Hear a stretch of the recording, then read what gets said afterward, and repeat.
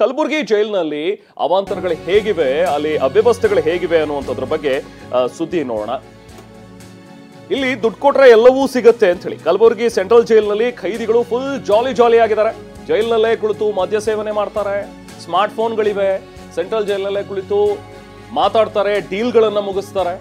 ಖೈದಿಗಳ ವರ್ಗಾವಣೆ ಬೆನ್ನಲ್ಲೇ ರಿಲೀಸ್ ಆಗಿರುವಂತಹ ವಿಡಿಯೋಗಳಿವು. ಮತ್ತಷ್ಟು ವೈರಲ್ ಮಾಡಿದರೆ ವಿಡಿಯೋಗಳನ್ನ. ಆಕ್ಚುಲ್ ಆಗಿ ಅಲ್ಲಿರುವಂತಹ ಅಧೀಕ್ಷಕಿ ಡಾಕ್ಟರ್ ಅನಿತಾ ಅವರೇನಿದಾರಲ್ಲ, ಅವರನ್ನ ಗುರಿಯಾಗಿಸ್ಕೊಂಡು ಮಾಡಿರುವಂತಹ ವಿಡಿಯೋಗಳು ಇವು ಅಂತ ಹೇಳಲಾಗ್ತಾರೆ. ಜೈಲು ಅಧೀಕ್ಷಕಿ ಅನಿತಾ ಅವರು ಬಂದ ಮೇಲೆ ತುಂಬಾನೇ ಸ್ಟ್ರಿಕ್ಟ್ ಮಾಡಿದ್ರು, ಕೆಲವೊಂದು ರೂಲ್ಸ್ ಅನ್ನ ಜಾರಿಗೆ ತಂದಿದ್ರು. ಅವರ ಸ್ಟ್ರಿಕ್ಟ್ನೆಸ್ ಅನ್ನ ನೋಡಿ ಕೆಲವೊಂದಷ್ಟು ಖೈದಿಗಳು ಈ ತರ ಮಾಡಿದ್ದಾರೆ ಅಂತ ಹೇಳಲಾಗ್ತಾ ಇದೆ. ಈ ಹಿಂದೆ ಕೂಡ ಬಹುಶಃ ನಿಮ್ಗೆ ನೆನಪಿರಬಹುದು, ಡಾಕ್ಟರ್ ಅನಿತಾ ಅವರ ಕಾರನ್ನ ಸ್ಫೋಟಿಸ್ತೀನಿ ಅಂತ ಹೇಳಿ ಒಬ್ಬ ಖೈದಿ ಕೂಡ ಬೆದರಿಕೆಯನ್ನ ಹಾಕಿದ. ಅದ್ರ ಬೆನ್ನಲ್ಲೇ ಒಂದಷ್ಟು ಜನ ಖೈದಿಗಳನ್ನ ಬೇರೆ ಬೇರೆ ಕಡೆಗೆ ವರ್ಗಾವಣೆ ಕೂಡ ಮಾಡಿದ್ರು. ಯಾಕಂದ್ರೆ ಸೆಕ್ಯೂರಿಟಿ ರೀಸನ್ಸ್ ಜೊತೆಗೆ ಅವರ ಉಪಟಳಗಳು ಇಲ್ಲಿ ಜಾಸ್ತಿ ಆಗ್ತಾ ಇವೆ ಅನ್ನುವಂಥದ್ರ ಬಗ್ಗೆ ಡಾಕ್ಟರ್ ಅನಿತಾ ಅವರು ಬಂದ ಮೇಲೆ ಕೆಲವೊಂದಷ್ಟು ಕಟ್ಟುನಿಟ್ಟಿನ ಕ್ರಮಗಳನ್ನ ಕೈಗೊಂಡಿದ್ರು. ಹಾಗಾಗಿ ಅವರನ್ನ ಟಾರ್ಗೆಟ್ ಮಾಡಿ ನೋಡಿ, ಅವ್ರು ಇಷ್ಟೊಂದು ಸ್ಟ್ರಿಕ್ಟ್ ಅಂತ ಹೇಳ್ತಾರೆ, ಇದೆಲ್ಲವೂ ಕೂಡ ಮಾಡ್ತಾ ಇದ್ದಾರೆ, ಆದ್ರೆ ಅವರ ಜೈಲಿನಲ್ಲೇ ಹಿಂಗೆಲ್ಲ ಇದೆ ಅಂತ ಹೇಳಿ ಮಾಸ್ಕ್ ಹಾಕೊಂಡು ತಲೆಗೆ ಮಂಕಿ ಕ್ಯಾಪ್ ಹಾಕೊಂಡು ಖೈದಿಗಳು ಮಾಡಿರುವಂತಹ ಕೆಲವೊಂದಷ್ಟು ವಿಡಿಯೋಗಳು ನೋಡಿ. ಒಬ್ಬ ಖೈದಿ ವಿಡಿಯೋ ಮಾಡಿ ನೋಡಿ, ಅಲ್ಲಿ ಆರಾಮವಾಗಿ ಮದ್ಯ ಸೇವನೆ ಮಾಡ್ತಾ ಇದ್ದಾರೆ ನೋಡಿ. ಎಲ್ಲ ವ್ಯವಸ್ಥೆಗಳು ಇವೆ ಅಲ್ಲಿ ಕಲಬುರಗಿ ಕೇಂದ್ರ ಕಾರಾಗೃಹದಲ್ಲಿ.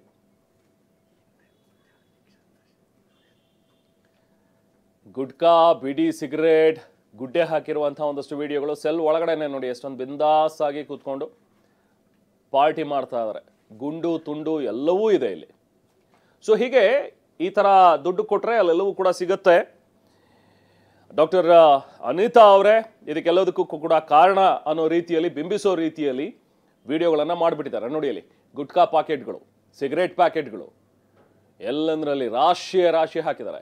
ಇದೆಲ್ಲವೂ ಕೂಡ ನೋಡ್ತಾ ಇದ್ರೆ ಇದನ್ನ ಪ್ಲಾನ್ ಮಾಡಿದ್ದಾರೆ ಅನ್ನುವಂಥದ್ದಂತೂ ಪಕ್ಕ ನೋಡಿ. ಯಾರು ಇಷ್ಟೊಂದು ರಾಶಿಯಲ್ಲಿ ಒಂದೇ ಕಡೆ ಹಾಕ್ಬಿಟ್ಟು ಅದನ್ನ ವಿಡಿಯೋ ಮಾಡಬೇಕು ಅಂತಾನೆ ಮಾಡಿರೋದು. ದಿನಪತ್ರಿಕೆಗಳಿವೆ, ಸೊ ಅದನ್ನೆಲ್ಲವೂ ಕೂಡ ನೋಡಿ. ಅಲ್ಲಿ ಒಬ್ಬ ಫೋನಲ್ಲಿ ಮಾತಾಡ್ತಾ ಇರುವಂತಹ ವಿಡಿಯೋ.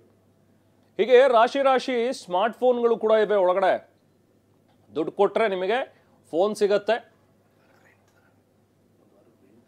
ಜೊತೆಗೆ ನೀವು ಒಂದು ವಾರಕ್ಕೆ ಅಥವಾ ತಿಂಗಳಿಗೆ ರೆಂಟ್ ಕಟ್ಟಿ ಆ ಮೊಬೈಲ್ ಅನ್ನ ನೀವೇ ಜೊತೆಲಿ ಇಟ್ಕೋಬಹುದು.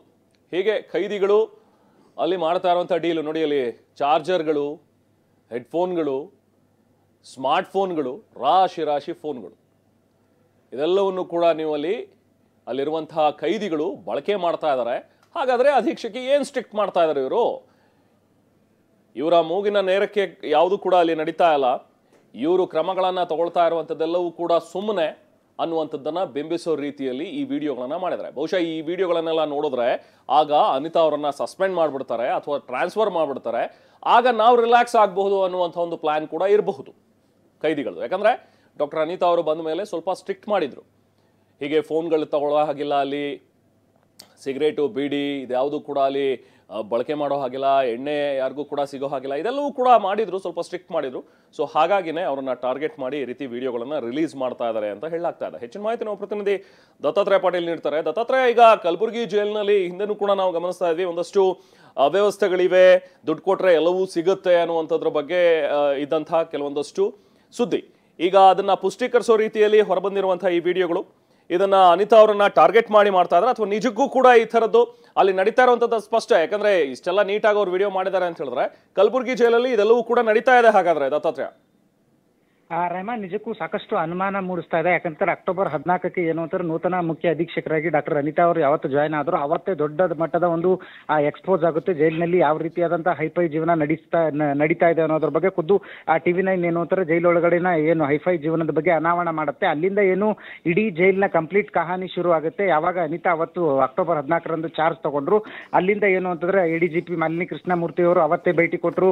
ಅದೆಲ್ಲವನ್ನು ಕೂಡ ಪರಿಶೀಲನೆ ಮಾಡಿ ಇವತ್ತಿಂದ ಯಾವುದೇ ಕಾರಣಕ್ಕಾಗೂ ಜೈಲಿನಲ್ಲಿ ಜೈಲಿನಲ್ಲಿ ಯಾವುದೇ ರೀತಿಯಾದಂತಹ ಹೈಫೈ ಜೀವನವನ್ನ ನೀಡಬಾರದು ಮತ್ತು ಕೈದಿಗಳಿಗೆ ಯಾವುದೇ ರೀತಿಯಾದಂತಹ ಮಾದಕ ವಸ್ತು ಮತ್ತು ಬೀಡಿ ಸಿಗರೇಟ್ ಆಗಿರ್ಬೋದು, ಎಣ್ಣೆ ಆಗಿರ್ಬೋದು, ಇದು ಯಾವುದು ಕೂಡ ಸಪ್ಲೈ ಮಾಡಬಾರ್ದು ಅನ್ನೋದನ್ನ ಕಟ್ಟುನಿಟ್ಟಾಗಿ ಸೂಚನೆ ನೀಡಿದ್ರು. ಅದಾದಾಗಿನಿಂದನೂ ಕೂಡ ಸ್ವಲ್ಪ ಮಟ್ಟದಲ್ಲಿ ಏನಂತಾರೆ ಜೈಲೊಳಗಡೆ ಕಟ್ಟುನಿಟ್ಟಿನ ನಿಯಮ ಜಾರಿಯಾಗಿದ್ದು, ಇದೇ ಒಂದು ಕಾರಣ ಇಟ್ಕೊಂಡು ಖುದ್ದು ಜೈಲಲ್ಲಿ ಇರ್ತಕ್ಕಂಥ ನಟೋರಿಯಸ್ ಕೈದಿಗಳೇನಿದ್ರು ಅವರೆಲ್ಲರೂ ಕೂಡ ಪ್ಲಾನ್ ಮಾಡಿ ಅನಿತಾ ಅವರನ್ನ ಟಾರ್ಗೆಟ್ ಮಾಡಿದ್ರು ಅನ್ನುವಂಥ ಅನುಮಾನ ಕೂಡ ಜಾಸ್ತಿ ಆಗ್ತದೆ. ಯಾಕಂತಂದ್ರೆ ಖುದ್ದು ನಮಗೆ ಬೀಡಿ ಸಿಗರೇಟ್ ಸಿಗ್ತಾ ಇಲ್ಲ ಅಂತ ಪ್ರತಿಭಟನೆ ಮಾಡಿದ್ರು, ಅದಾದ್ಮೇಲೆ ಕಾರ್ ಸ್ಫೋಟಿಸುವಂತ ಬೆದರಿಕೆಯನ್ನ ಒಡ್ಡಿದ್ರು.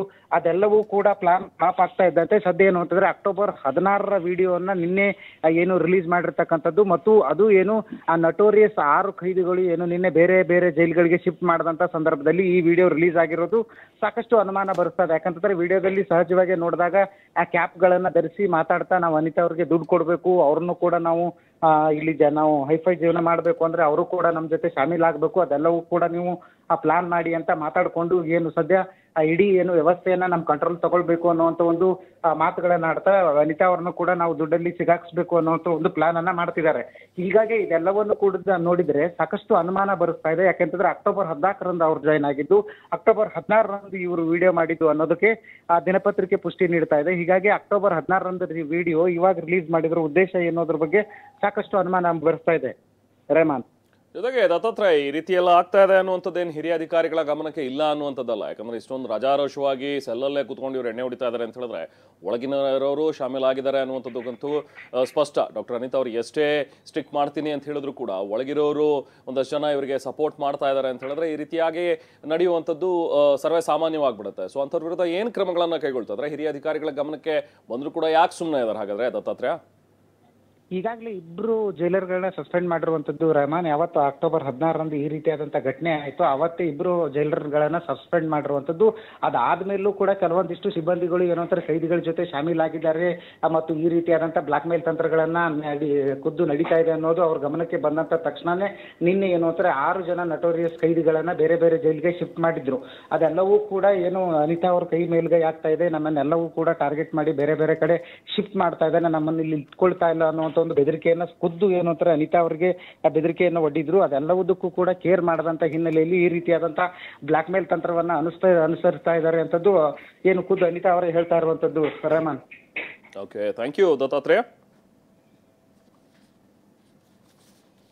ಸೊ ಇದು ಕಲಬುರಗಿ ಸೆಂಟ್ರಲ್ ಜೈಲಿನಲ್ಲಿ ಈಗ ವಿಡಿಯೋ ಏನು ರಿಲೀಸ್ ಮಾಡಿದ್ದಾರೆ. ಸೊ ಈ ವಿಡಿಯೋ ರಿಲೀಸ್ ಆಗಿರುವಂಥ ವಿಡಿಯೋಗಳನ್ನು ನೋಡಿದ್ರೆ ಗೊತ್ತಾಗುವಂಥ ವಿಚಾರ ಇದು ಅವ್ಯಾಹತವಾಗಿ ಇಲ್ಲಿ ಹಿಂದಿನಿಂದಲೂ ಕೂಡ ನಡೀತಾನೆ ಇದೆ. ಇದನ್ನು ಗೊತ್ತಿರೋರು ಅಂಥವ್ರು ಒಳಗಡೆ ಇರುವಂತಹ ಪೊಲೀಸ್ ಅಧಿಕಾರಿಗಳು ಇವರೆಲ್ಲರೂ ಕೂಡ ಶಾಮೀಲಾಗದೇ ಇದ್ದರೆ ಇದಾಗುವಂಥದ್ದು ಭಾಳ ಕಷ್ಟ ಸಾಧ್ಯ. ಯಾಕಂದರೆ ಕೈದಿಗಳು ಇಷ್ಟೊಂದು ರಾಜಾರೋಷವಾಗಿ ಕೂತು ಸೆಲ್ನಲ್ಲಿ ಎಣ್ಣೆ ಹೊಡಿತಾರೆ, ಬಿಡಿ ಸಿಗರೇಟ್ ಸೇರ್ತಾರೆ, ಗುಟ್ಕಾ ಫೋನಲ್ಲಿ ಮಾತಾಡ್ತಾರೆ ಅಂತ ಹೇಳಿದ್ರೆ ಅವ್ರಿಗೆಲ್ಲರೂ ಕೂಡ ಗೊತ್ತಿರೋ ವಿಚಾರನೇ. ಬಹುಶಃ ಅವ್ರಿಗೂ ಕೂಡ ಇದರಲ್ಲಿ ಮಾಮೂಲು ಹೋಗುತ್ತೆ. ಅವರಿಗೆ ಇರುವಂತಹ ಅವರನ್ನು ಚೆನ್ನಾಗಿ ವ್ಯವಸ್ಥೆ ಮಾಡ್ಕೊಂಡಿರ್ತಾರೆ ಇಲ್ಲಿರುವಂಥ ಕೈದಿಗಳು. ಅವ್ರಿಗೂ ಕೂಡ ಅಲ್ಲಿರುವಂಥ ಪೊಲೀಸರಿಗೆ ಒಂದಷ್ಟು ದುಡ್ಡು ಕಾಸು ಕೊಟ್ಟು ಚೆನ್ನಾಗಿ ಇಟ್ಕೊಂಡಿರ್ತಾರೆ. ಹಾಗಾಗಿನೇ ಇದೆಲ್ಲವೂ ಕೂಡ ಆಗೋದಕ್ಕೆ ಸಾಧ್ಯ ಅನ್ನುವಂಥದ್ರ ಬಗ್ಗೆನೂ ಕೂಡ ಈಗ ಅಲ್ಲಿ ಆರೋಪಗಳು ಬರ್ತಾ ಇವೆ. ಏನಿಲ್ಲ, ಅವನು ಇವನು ಬರ್ತಾನೆ, ಅದು ಫೋನ್ ಪೇ ದುಡ್ಡು ಅವ್ನು ಹಾಕ್ತಾನೆ ಇವಾಗ ಒಂದು 10 ನಿಮಿಷದಲ್ಲಿ. ಅವನಿಗೆ ಕೊಟ್ಬಿಡು, ಅವನು 1,000 ರೂಪಾಯಿ ಇಸ್ಕೊಂಡು ಅವನಿಗೆ ಕೊಟ್ಬಿಡು. ಪಾಪ ಎಲ್ಲರಿಗೂ ಕೊಡ್ತೀವಲ್ಲ, ಏನು ಮಾಡೋಣ? ಏನಿಲ್ಲ, ಇವಾಗ ಮೇಡಮಿಗೆ ಏನು ಮಾಡಿ ಗೊತ್ತಾ, ಸುಮ್ಮನೆ ಹೋಗಿ ಇವಾಗ ಇದು ಮೇಡಮ್ 35 ಇದು 30 ತೊಗೊಂಡು ಇಟ್ಕೊಳ್ಳಿ ನೀವು, ನಾನು ಏನಿದೆ ಆಮೇಲೆ ಬಂದು ಇಸ್ಕೊಡ್ತೀನಿ ಅಂತ ಹೇಳು.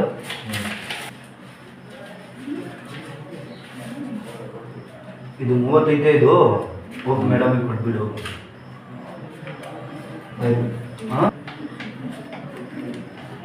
ಹೋಗಿ ಅನಿತಾ ಮೇಡಮಿಗೆ ಕೊಟ್ಬಿಡು, ಏನಿದೆ ಫ್ರೀ ಬಿಡಬೇಕು, ಇಲ್ಲ ಅಂದರೆ ಸುಮ್ಮನೆ ಸರಿಯಾಗಲ್ಲ ನೋಡಿ ಮೇಡಮ್ ಅಂತ ಹೇಳ್ಬಿಡು. ಏನಿಲ್ಲ, ಅವನು ಇವನು ಬರ್ತಾನೆ, ಅದು ಫೋನ್ ಪೇ ದುಡ್ಡು ಅವ್ನು ಹಾಕ್ತಾನೆ ಇವಾಗ ಒಂದು 10 ನಿಮಿಷದಲ್ಲಿ. ಇದು ಪೂರ್ತಿ ಸ್ಕ್ರಿಪ್ಟೆಡ್ ಅನ್ನುವಂಥದ್ದು ನೀಟಾಗಿ ಇದರಲ್ಲಿ ಗೊತ್ತಾಗ್ತದೆ. ಯಾರೋ ಒಬ್ರು ಇದನ್ನ ಸ್ಕ್ರಿಪ್ಟ್ ಬರೆದು ಇಲ್ಲಿ ಡೈರೆಕ್ಟ್ ಮಾಡ್ತಾ ಇದ್ದಾರೆ ಅನ್ನುವಂಥ ಒಂದು ವಿಚಾರ. ಯಾಕಂದ್ರೆ ನೋಡಿ, ಅನಿತಾ ಮೇಡಮ್ ಅವರಿಗೆ ಒಂದು 25-30 ಕೊಟ್ಬಿಡು ಅನ್ನೋ ಮಾತು, ಫೋನಲ್ಲಿ ಏನೋ ಒಂದು ಡೀಲ್ ಮಾಡ್ತಾ ಇರೋ ರೀತಿಯಲ್ಲಿ, ಹಾಗೆ ದಿನಪತ್ರಿಕೆಯಲ್ಲಿ ಆ ಡೇಟ್ ತೋರಿಸೋದು. ಅವ್ರು ಅಧೀಕ್ಷಕಿಯಾಗಿ ಬಂದಿರೋದೇ ಅಕ್ಟೋಬರ್ನಲ್ಲಿ. ಸೊ ಅದಾದ ನಂತರ 14ಕ್ಕೆ ಬಂದರೆ 16ನೇ ತಾರೀಕಿಗೆ ಡೇಟ್ ತೋರಿಸ್ತಾ ಇದ್ದಾರೆ. ಅಂದರೆ ಅವ್ರು ಬಂದಮೇಲೆ ಹಿಂಗೆಲ್ಲ ಆಗ್ತಾ ಇದೆ, ಅನಿತಾ ಮೇಡಮ್ ಅವ್ರಿಗೂ ಕೂಡ ನಾವೆಲ್ಲ ದುಡ್ಡೆಲ್ಲ ಕೊಡ್ತಾ ಇದ್ದೀವಿ ಅನ್ನುವಂಥದ್ದನ್ನು ಇದು ಅನ್ಕೊಳ್ಳಿ ವಿಡಿಯೋ ನೋಡಿದವರು ಅಂತ ಹೇಳಿ ಮಾಡಿರುವಂಥ ವಿಡಿಯೋ ಅನ್ನುವಂಥದ್ದು ಸ್ಪಷ್ಟ. ಸೊ ಪಕ್ಕದಲ್ಲಿ ನೀವು ಗಮನಿಸ್ತಾ ಇದ್ರಿ ಅನಿತಾ ಮೇಡಮ್ ಅವ್ರನ್ನ ಡಾಕ್ಟರ್ ಅನಿತಾ ಅವರು ಈ ಕಲಬುರಗಿ ಕಾರಾಗೃಹಕ್ಕೆ ಅಧೀಕ್ಷಕಿಯಾಗಿ ಬಂದ ಮೇಲೆ ಒಂದಷ್ಟು ಸುಧಾರಣೆ ತರೋಣ, ಒಂದಷ್ಟು ಸ್ಟ್ರಿಕ್ಟ್ ಮಾಡೋಣ ಅಂತ ಹೇಳಿ ಮಾಡಿದ್ರು. ಸೊ ಇವ್ರನ್ನೇ ಸಸ್ಪೆಂಡ್ ಮಾಡಿಸೋಣ ಅನ್ನೋ ರೀತಿಯಲ್ಲಿ ಈ ಖೈದಿಗಳಲ್ಲಿ ನಾಟಕ ಆಡ್ತಾ ಇದ್ದಾರೆ ಅನ್ನೋಂಥದ್ದಂತೂ ಸ್ಪಷ್ಟ.